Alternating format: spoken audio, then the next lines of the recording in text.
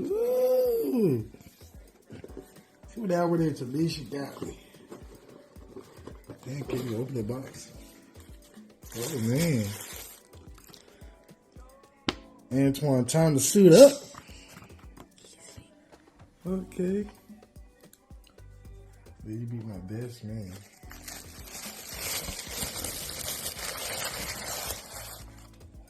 Good candles. Good candles.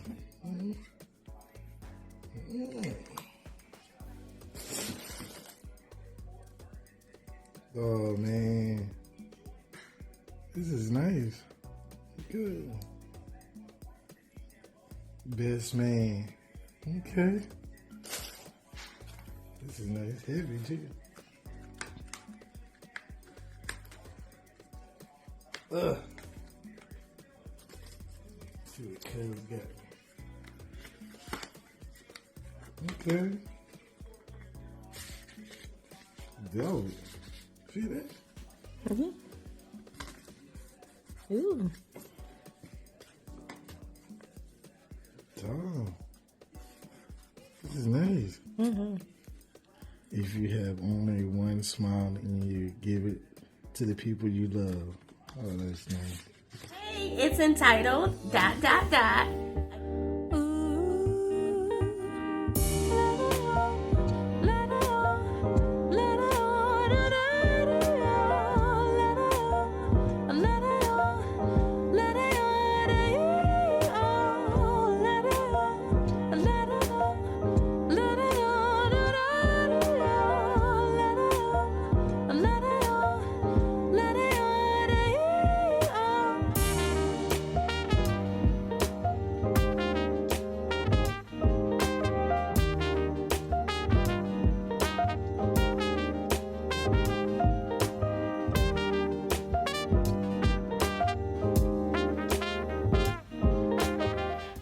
Tammy with entitled ... back with another video. I just want to take a quick minute to say thank you to everyone who has either subscribed or viewed a video, gave it a thumbs up. This is one of my longest segments, and I just want to say I really do appreciate you all for watching and informing yourself on the content and just taking my information with love and light. So what are we going to talk about today? So we are going to talk about what I call the tribe. So the bridal party, that is going to be today's video. In reference to that, we are going to talk about what is a bridal party? What role do they play in wedding planning? And what we did as a couple. So what is a bridal party? Your bridal party is a group of people that participate in certain activities, as well as they stand with the couple at the altar. The origin story, which many people may not know, and you can do more research into it if you want to. The origin story of a bridal party started with actually the Romans and in biblical time. So the story goes for the Romans back in the olden days. 10 witnesses were usually friends of the bride and groom, which is how the bridal party was born. Bridesmaids and groomsmen had to dress like the couple in order to confuse vengeful spirits or real life jealous suitors who could potentially harm the couple. In Christianity, biblical context, you have the story of Leah and Rachel and Jacob. So in Genesis, each bought their own maids. When I say each, Leah and Rachel each provided their own 5 maids to make sure that they, in addition to, were witnesses of this marital union. So what is the role of the bridal party or wedding party, and what events do they usually attend? So for starters, we will start with the maid of honor, the matron of honor, or the man of honor. These are the highest of honors that can be bestowed upon anyone in the tribe. They are usually your right-hand man, and whatever you need, they supposed to jump and get it done. They are also there as emotional support for the bride. It is customary for them to attend the events of the dress fitting, plan the bachelorette, things of that nature. Your matron of honor, which is in addition to also your right-hand man, is usually a person that is married already, and performs the same duties as the maid of honor. And then the man of honor is usually of a male gender. He also is your right-hand man and is your go-to person for anything. So, like I said, these are usually the highest honors that you can bestow upon a person if they are in your bridal party. So then you have your best man or your best woman. Usually it is a sibling or a best friend. It is customary for them to support the groom during his big day or during any wedding planning. Usually they hold the rings, do opening toasts, and they plan the bachelor party. And then next you have the bridesmen or the bridesmaids or bridesperson. They have an active role in planning the wedding, and are usually of mixed gender. Sometimes you'll have a woman, sometimes you'll have a man, or you'll have a person. They are there to equally, like the maid of honor, the matron of honor, or the man of honor, they are there to support the couple on the day of the wedding, as well as throughout the wedding process.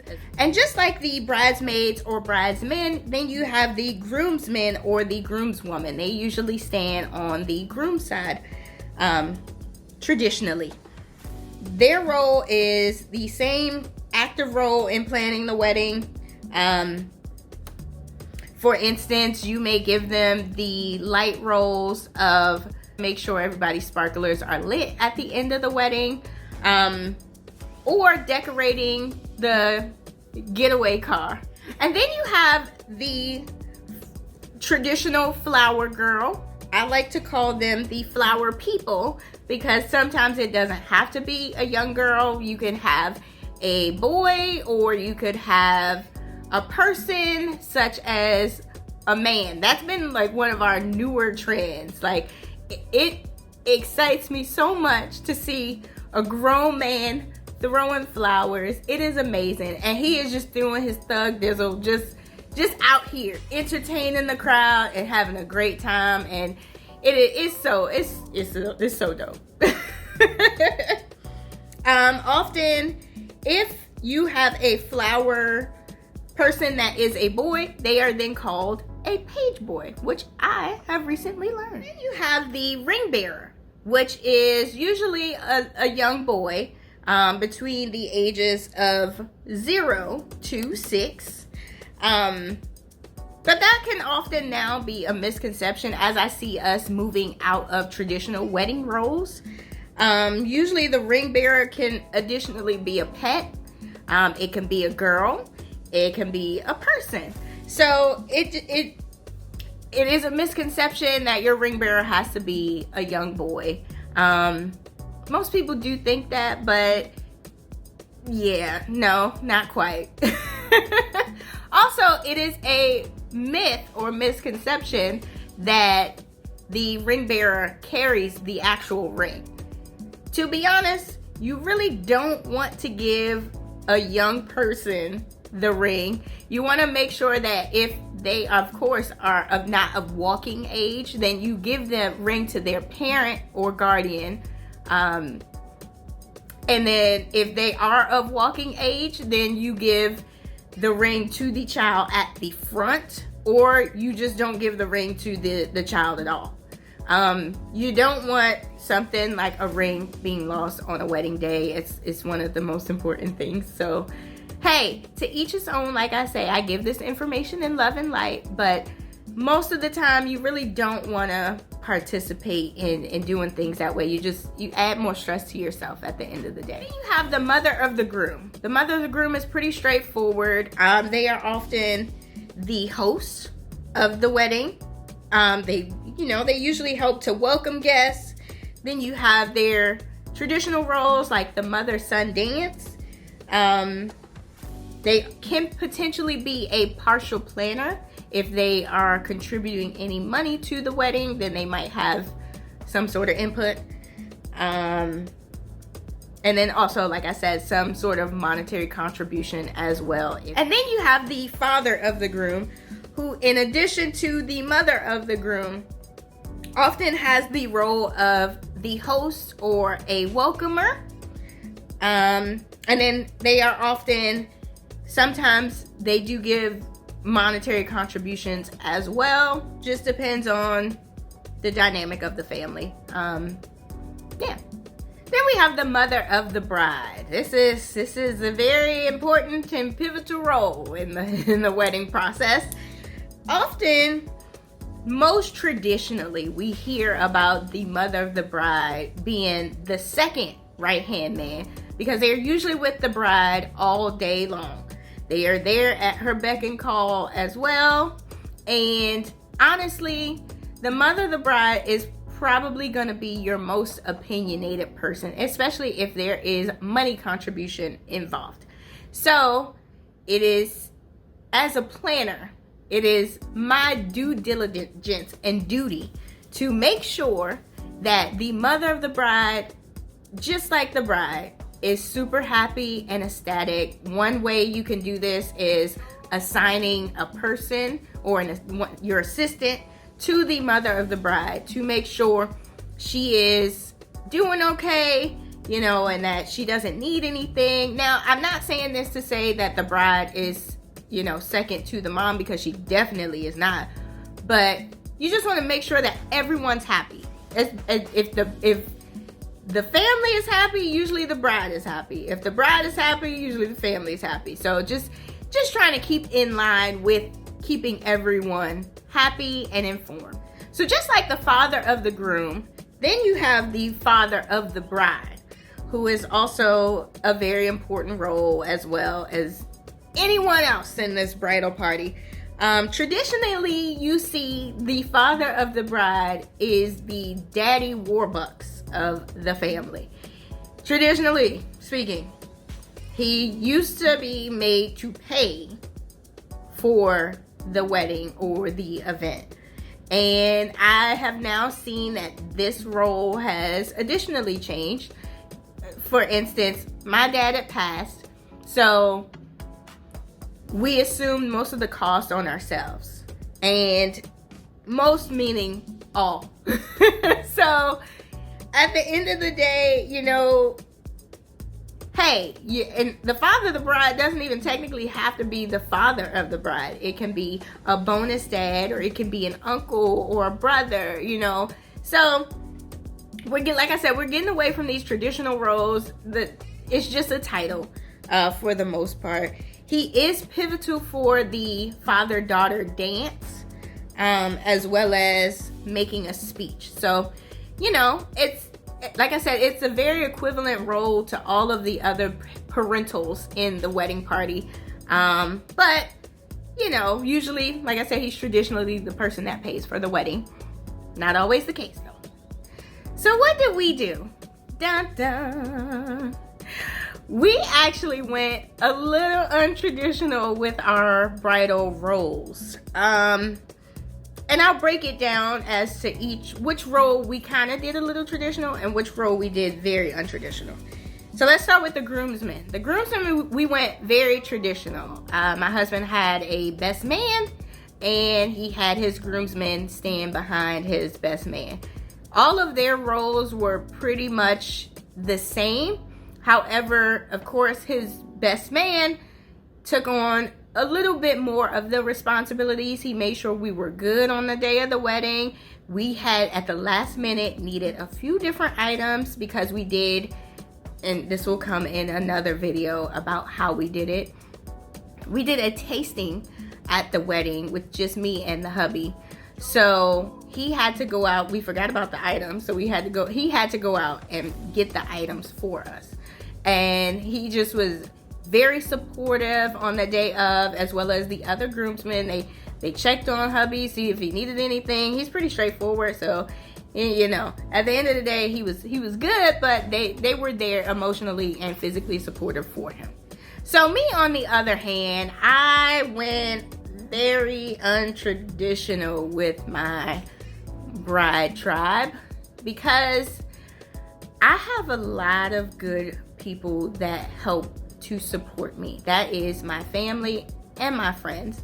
So I didn't want anyone to feel like the burden of paying for anything was completely on one person. I didn't want it to be, well, you now assume this role, you have to do X, Y, and Z. I didn't want that. It's just messy to do that. And so I moved away from the traditional roles.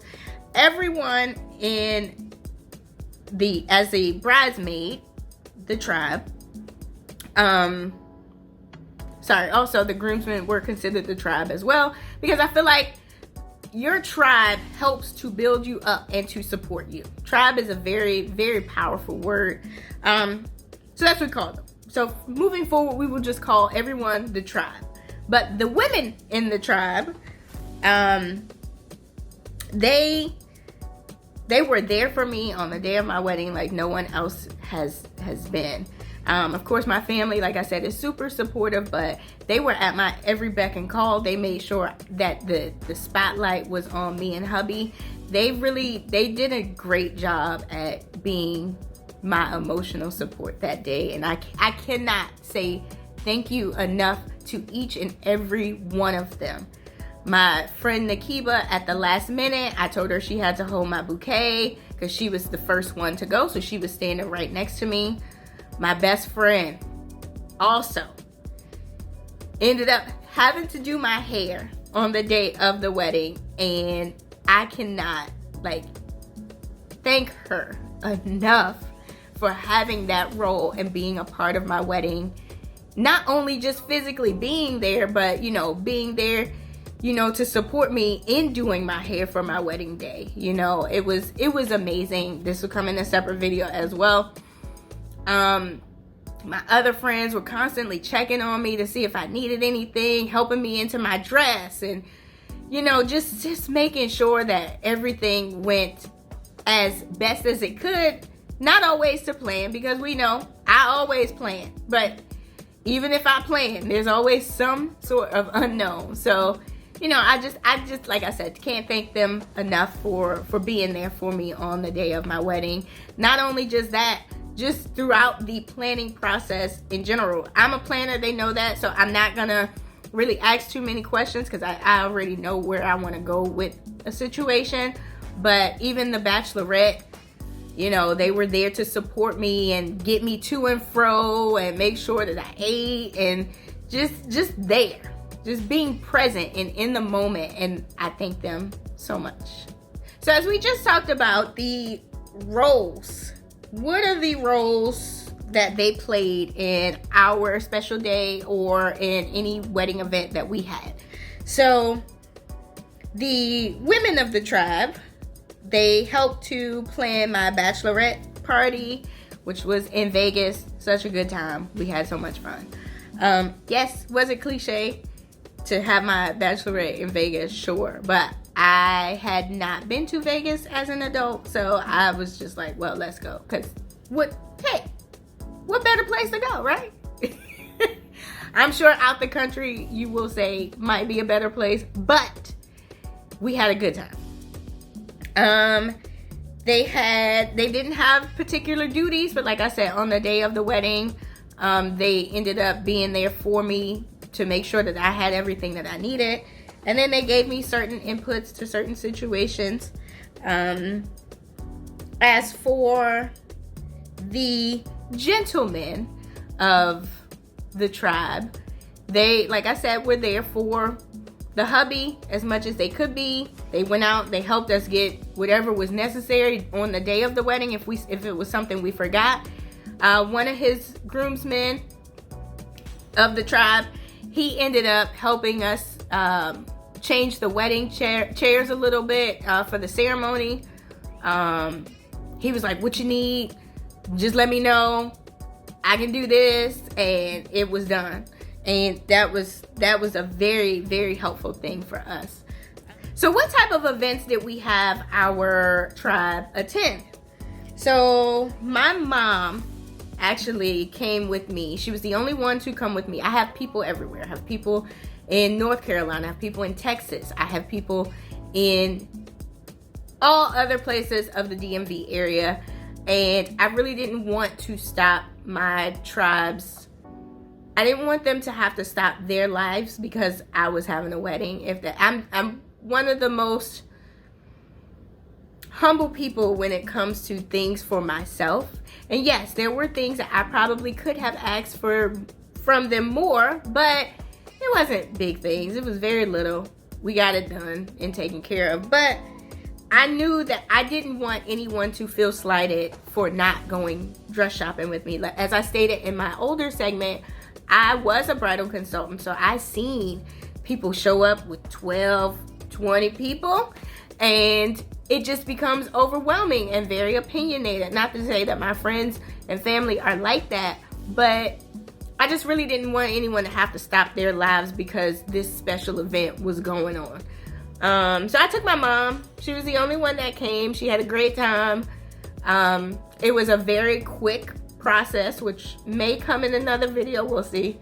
I went to Miss Bride. I will list where I went. So what do we have our bridal tribe wear? So I didn't want to be traditional. I went very untraditional with both sides, and they knew it, but they didn't know what that may have consisted of. I originally thought the plan for the ladies would be that they wear all black. I was sold on black for the longest of times. And I'm like, well, when else would you wear black? To every other event in your life. You know, so galas and birthdays, everyone always chooses black for the most part. So we decided that we didn't want the ladies to do black. So I picked out maybe 5 to 6 different colors, and I gave them the swatches and told them, go with God. Why did I do that? I don't know why I did that. I made it much harder on myself. Because I had 5 people picking the same color. This was one of the only things that frustrated me during this planning process. Instead, I should have assigned everyone a specific color. But I know that people feel more comfortable when they choose the color that looks best for them. I understand this completely, but I didn't do that. And instead, about 2 months before the wedding, everybody said, I chose burgundy. I chose navy blue. And I said, everybody cannot choose this color. So we went back to the drawing board. I had everyone send me what color they were going to wear. And this is how it turned out. I must say, when we got everything situated, the ladies did an amazing job. Like, the whole vision had come out exactly how I wanted to. Not even exactly, but better than I wanted it to. Now, for the guys, they all had the same suit. Same suit, okay?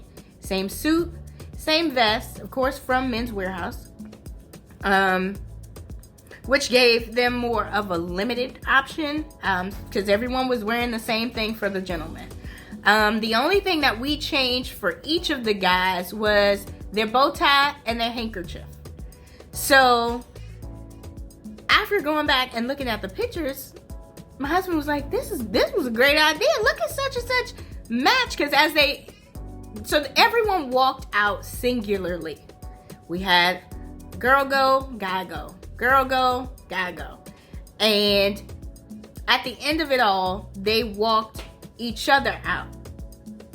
I had very many girls, and he only had about 5 to 6 groomsmen and best man. So it was never gonna even out. So that's what we did in order to kind of get it to even out, is have everybody walk singular. And so we ended up seeing at the end of the day that the pictures had come out so great when it came to the tribe color coordinating. It just worked out very well. And the guys weren't picky about their colors either. I have one person that may have been a little pickier than the others, but it was fine and he was happy with his color. But at the end of the day, the guys did a phenomenal job. The girls, they got together. I must say, it came together. So when it comes to the accessories for everyone, the ladies, I let them choose whatever accessories they wanted to wear. I'm not a nitpicker. You can wear whatever you want when it came to accessories, when it came to shoes, whatever you want, when it came to hair, whatever you want. Nails, whatever you want. Sometimes I feel like people can be super controlling when it comes to the wedding day and, you know, events such as that. Like, I want your hair to be this specific color. I need you to have braids. I need you to do this. Now, if you got an agenda, by all means, yes. Everybody should have an updo of some sort, or a chignon, you know. But I wasn't like that. I'm a very laid back sort of person, so it was cool. Hair, accessories, whatever. The guys really, we had 2 guys that did not do the brown shoes as instructed, but that was okay because they were brothers, so it worked out. Ended up working out either way. Yeah, the only thing we requested from the gents is that I did have one person that had to buy their bow and their handkerchief, their bow tie and handkerchief, but that was okay. They didn't have too much of a problem with that. So now we will do our Etsy highlight for this video. So we did choose to mail our bridal boxes to everyone. So, you know, like I said, we have people in Texas, we have people in the Carolinas, we have people all over the place. So it would have been hard for us to deliver them to everyone. We even had when his family came up from South Carolina, we even gave them their bridal boxes then. And we did bridal boxes for anyone in our tribe. We did them for the 2 moms and the ladies and the gents. And I will post a short video of what was included in those bridal boxes, as well as a reaction video to receiving the boxes. So yeah. So what do we have the mothers wear? So my mom chose to wear a soft pink mauve sort of dress. It was all pleated. We didn't give the moms any criteria. We just said pick a color from the fall color scheme or your own fall color scheme and you're good to go. And my hubby's mom chose navy blue. So we were all on the same accord. It was fine. I did buy them corsages, technically. They were little wooden flowers that they could keep for after the wedding too. So, and because I didn't know which colors they were gonna wear, I chose to go with ivory. It matches everyone, so we're good to go. And very quickly, there were a few roles that we didn't have in our untraditional affair. So we didn't have a flower girl or a flower person because we didn't have any children at the wedding. Of course, we could have designated a person to do it, but we chose not to have one. And then we did not have a ring bearer. We let the best man carry the ring, of course, which is sometimes their traditional role as well. And I think that was it. Most of our counterparts, the ladies were the ladies and the gents were the gents. So yeah, I didn't have a matron of honor as well, which is cool. to each his own. All right, so my conclusion for this video is have a method to your madness. At the end of the day, like I said, we went traditional with some things and then we went untraditional with others. Make sure that you have a cohesive plan as to what your plan of action is. Like I said, for the ladies, if you want them to do different colors, you need to specify which color everybody should get, because it's gonna make life so much easier in the long run. But like I said, if you want to do that mix and match feel, do it. Like, nobody's saying that you have to be super uniform. But if you're going with being super uniform, just make sure everybody is on the same accord. And in those bridal boxes that we gave everyone, you know, we listed what the criteria for their outfits were. We gave them a criteria, but we didn't tell them exactly what to wear. I knew that their dresses should be long. I knew that I didn't want short dresses at all. I knew that they should have some sort of chunky heel or clunky heel, because I didn't want anyone sinking into the ground, because this was a backyard wedding. So things such as that. And then the guys, like I said, the guys were good to go. Men are very, very easy when it comes to stuff like this, because 9 times out of 10, their girlfriends or their wives are going to help them. And if you don't give them many things that they have to abide by, and they have like a limited selection to choose from, then you're good to go. You're fine. And yeah, I mean, again, all your roles don't have to be super traditional. At the end of the day, your roles can be completely what you want them to be. You are not in a box, and you don't have to place yourself in a box just because somebody says that you have to. So yeah, that's this video. Again, if you have any more information or questions, please reach out, or need any more information. And yeah, see you next video.